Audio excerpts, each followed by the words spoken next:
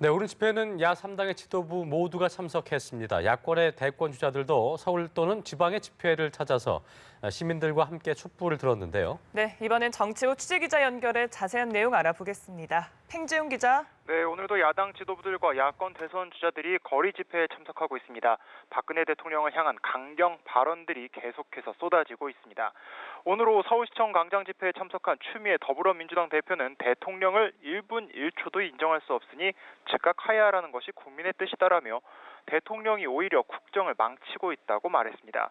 국민의당 박지원 비상대책위원장은 김기춘 전 대통령 비서실장을 반드시 구속사해야 한다고 주장했고, 정의당 심상정 대표는 박 대통령을 탄핵해야 한다고 강조했습니다.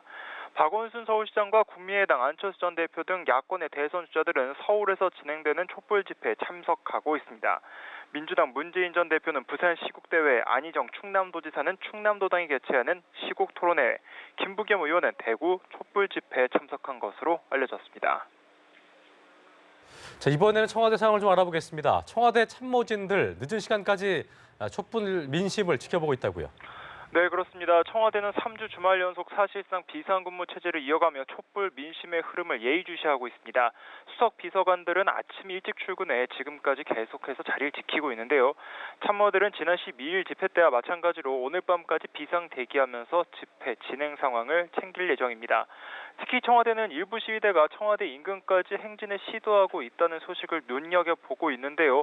경찰과 물리적인 충돌이 벌어질 가능성에 대해서 우려하고 있는 것으로 알려졌습니다.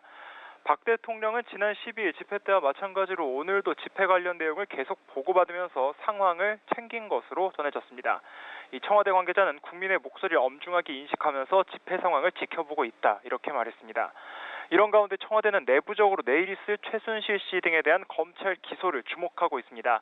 만약 검찰이 최순실 씨 사건에 박 대통령과 관련성을 언급할 경우 이를 계기로 박 대통령에 대한 퇴진 요구가 더 거세질 수 있고, 정치권에선 탄핵 문제가 본격적으로 논의될 가능성도 있습니다.